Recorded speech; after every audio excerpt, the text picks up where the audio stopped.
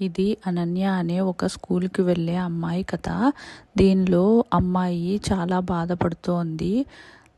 తన బాధకు కారణం ఏమిటో తెలుసుకోవాలనుందా? అయితే కథలోనికి వెళ్దాం పదండి. దిగులుగా ఉన్న అనన్యను వాళ్ళమ్మ తన దిగులుకు కారణమేమని అడగ్గా అనన్య తన అమ్మతో ఇలా చెప్తోంది.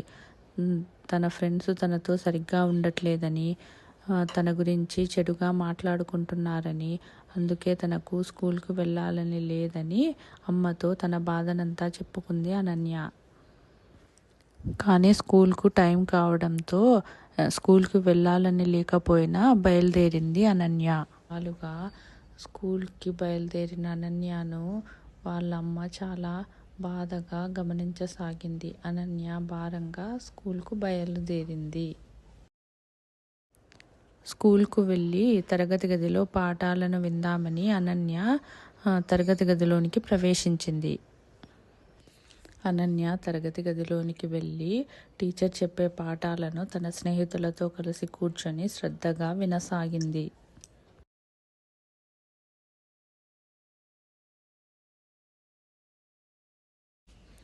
తరగతి గది నుండి బయటకు రాగానే గుసగుసల శబ్దం రాగా అనన్య ఎవరా అని చూడగా తన ఫ్రెండ్స్ ఒకరితో ఒకరు గుసగుసలాడుకోవడం అనన్య చూసింది. వారు తన గురించే మాట్లాడుకుంటున్నారని వారి మాటలలో తనకు అర్థమై వినసాగింది. అనన్యకు డ్రెస్ సెన్స్ లేదని, అనన్య ఎప్పుడూ సైలెంట్గా ఉంటుందని, తనతో స్నేహం చేయకూడదని వారు ఒకరితో ఒకరు చెప్పుకోసాగారు. అప్పుడు అనన్యకు అనిపించింది తాను అనుకున్నది నిజమేనని.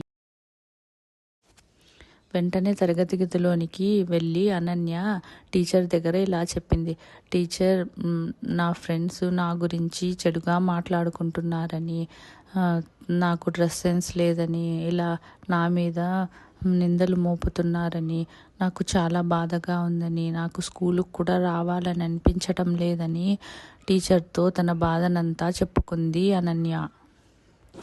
అప్పుడు వెంటనే టీచర్, అంత బాధపడకు అనన్య, నేను మీ స్నేహితులతో మాట్లాడతాను, వారు చేసిన తప్పును నేను వారికి తెలియజేస్తాను, నువ్వు పిచ్చి పిచ్చి నిర్ణయాలు తీసుకోకుండా మునుపటిలాగే శ్రద్ధగా స్కూల్కి రా అని చెప్పింది టీచర్. ఆ వెంటనే టీచర్ క్లాస్లోనికి వెళ్ళి పిల్లలతో ఇలా అంది. పిల్లలు, రేపు మీరు స్కూల్కి వచ్చేటప్పుడు మీ బ్యాగ్లో ఒక పెద్ద రాయిని తీసుకుని రండి అని చెప్పింది.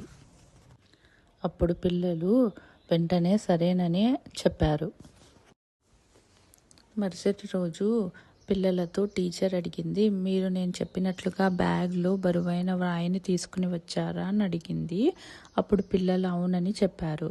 టీచర్ అడిగింది, మీరు ఆ బరువును ఎలా మోయగలిగారు, అది మీరు ఎలా ఫీల్ అవుతున్నారు అని అడగ్గా పిల్లలంతా మా బ్యాగ్ చాలా బరువుగా అనిపిస్తోంది టీచర్ అని అన్నారు. తర్వాత టీచర్ అంది, మీరు రాయిని పక్కన తీసి పెట్టి ఇప్పుడు మీ బ్యాగ్లను మోయండి అన్నది. అప్పుడు పిల్లలు అలాగే చేశారు. తర్వాత టీచర్ అడిగింది, ఇప్పుడు మీరు ఎలా ఫీల్ అవుతున్నారు అంటే పిల్లలు చాలా తేలిగ్గా ఫీల్ అవుతున్నాము అన్నారు.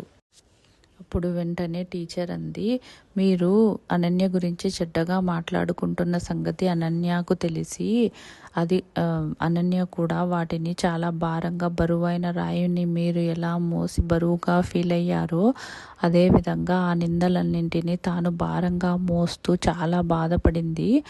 తాను ఇంకా స్కూల్కి రాకూడదనే అంత పెద్ద నిర్ణయాన్ని తీసుకుంది. అందుకే పిల్లలు, మీరు ఎవరి గురించైనా వెనక చెడుగా మాట్లాడకూడదు, ఏదైనా ఉంటే వారితోనే చెప్పేయాలి.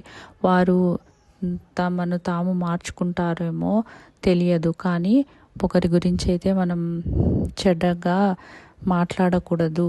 మీరంతా ఇప్పటి నుండి కలిసిమెలిసి ఉండండి, అనన్యకు మీరు సారీ చెప్పండి అని టీచర్ అన్నది. అప్పుడు పిల్లలు సరేనని అనన్యకు సారీ చెప్పారు. తాము చేసిన పనికి అనన్య ఎంత బాధపడిందో వాళ్లకు అర్థమైంది. అప్పటి నుండి వాళ్ళు అనన్యతో స్నేహంగానే ఉన్నారు. అనన్యకు కూడా తన స్నేహితులు మారిపోయి తన దగ్గర స్నేహంగా ఉండటం నచ్చింది. వెంటనే ఇంటికి వెళ్ళి జరిగిన సంగతిని అమ్మకు చెప్పింది అనన్య. అప్పుడు అమ్మ అన్నది, చూసావా, నువ్వు స్కూల్కి వెళ్ళను అని పెద్ద పెద్ద నిర్ణయాలు తీసుకున్నావు, కానీ ఇది ఒక చిన్న సమస్య. ఏ సమస్యకైనా మనం ఎదిరించి నిలబడితే అది తప్పకుండా పరిష్కారం అవుతుంది. దాన్ని తప్పించుకు తిరిగామనుకో అది భూతంలాగా మనల్ని పీడిస్తుంది.